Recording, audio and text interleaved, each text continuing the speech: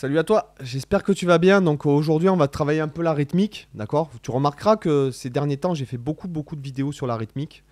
Parce qu'il y a une formation sur la guitare rythmique, donc dans tous les styles, qui va sortir ou bientôt. Donc c'est pour ça que je trouve des trucs, je me fabrique des études, j'étudie un peu le truc pour que, pour comment dirais-je, me conditionner à écrire cette formation qui va être assez longue et assez dense, d'accord?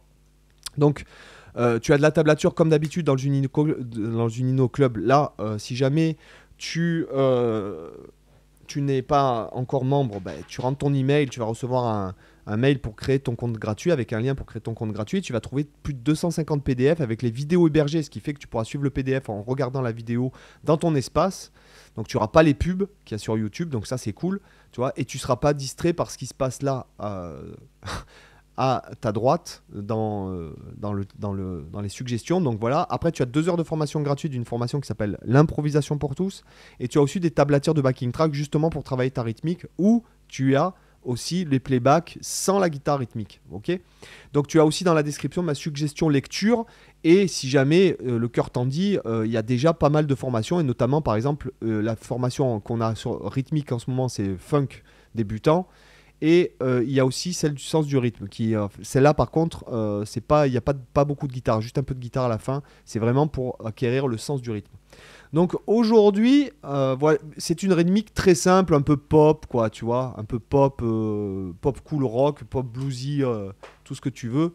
Voilà, et ça fait ça.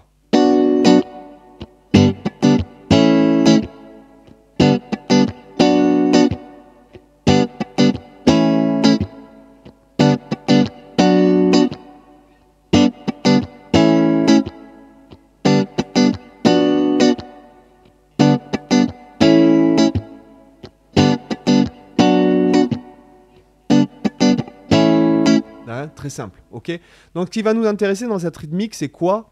C'est le fait qu'on va laisser de l'espace. J'avais déjà parlé de ça. On va laisser de l'espace. On va jouer un peu les accords à la Hendrix, c'est-à-dire on va pas jouer.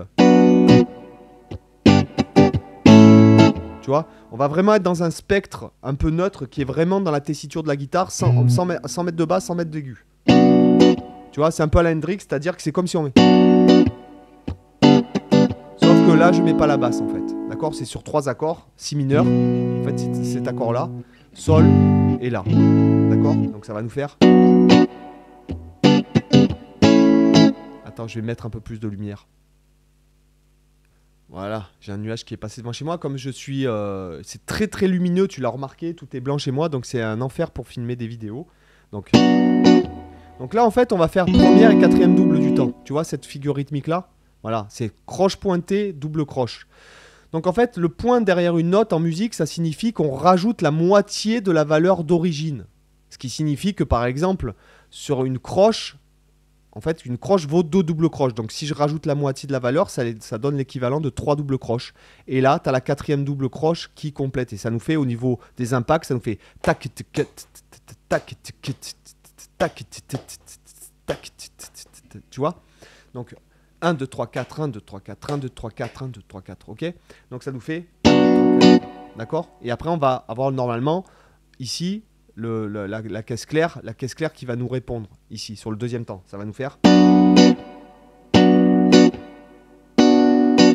Ok?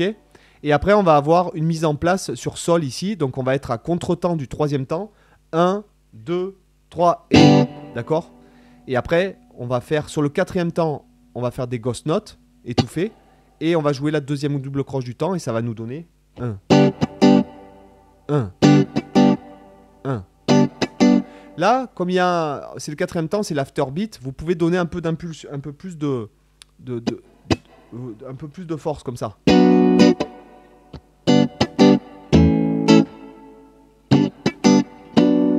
Ok? Et après, on atterrit sur le La. Donc en fait, là, on a comme un Sol majeur, mais en fait sans le barré. On a vraiment que les 4 notes du milieu. D'accord? Ok? Et après, on déplace en La. Et on retourne en Sol. 1.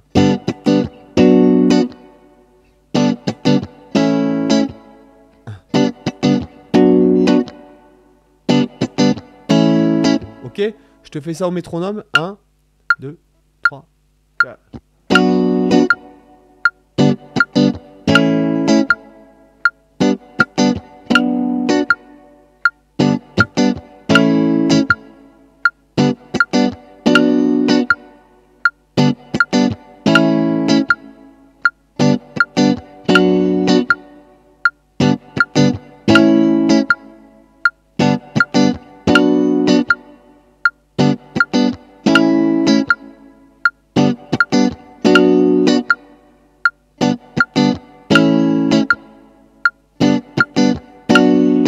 Ok.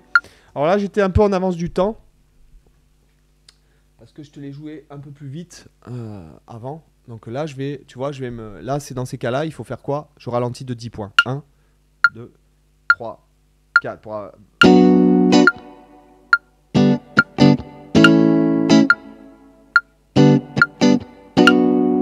je suis en avance, tu vois.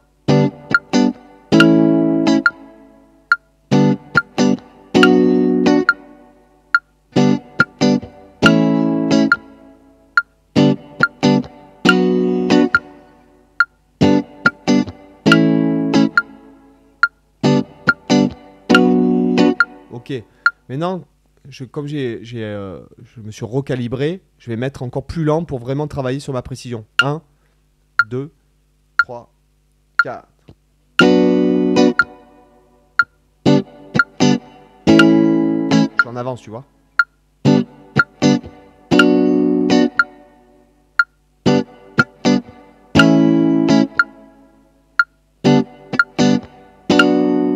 suis un peu en avance. Encore un peu en avance.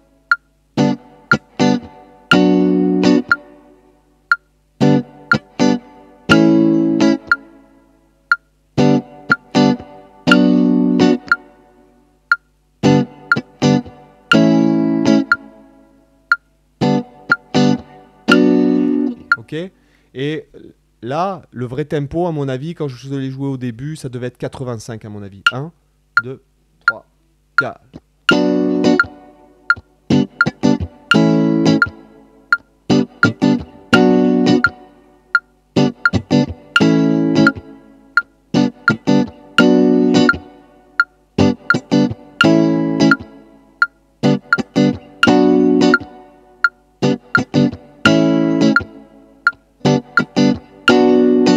Ok, voilà à peu près. D'accord, donc c'est pour ça, il faut pas hésiter à, en fait, il faut pas hésiter à ralentir le tempo. Voilà, ça c'est hyper important pour travailler sur sa précision, à changer des tempos, pour vraiment travailler sur en fait la façon de se placer sur le temps.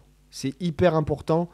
C'est quelque chose qui, tu vois, par exemple, même sur une rythmique simple comme ça, tu vois, au début, quand je te l'ai joué pour t'expliquer.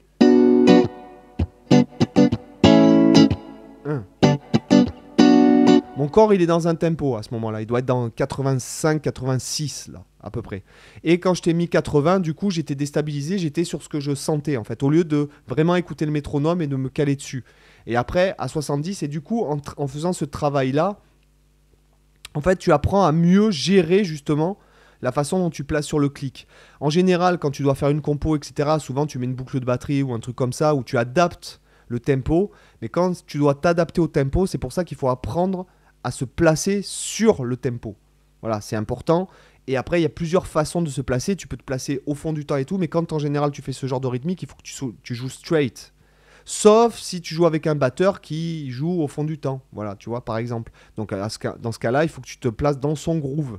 Tu vois. Et c'est là que c'est problématique, c'est quand dans un groupe, on n'a pas tous les mêmes débits, en fait, tu vois, ça se joue à des millisecondes et c'est pour ça qu'il y a tu préfères jouer avec certaines personnes plutôt qu'avec d'autres, voilà. Mais en tout cas, c'est hyper important, que ce soit en solo ou que ce soit en rythmique, d'être vraiment placé très bien. Et lorsque tu joues seul, ce genre de choses, il faut que tu te débrouilles, que ça groove, tu vois. C'est ce que je te disais par rapport aux 2 et aux 4, tu vois, je fais 1, 2, 3, 4.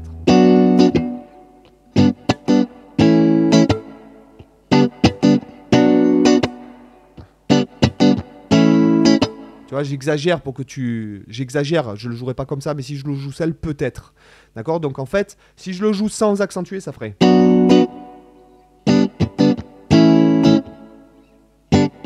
Si je joue en accentuant le 2, le 4.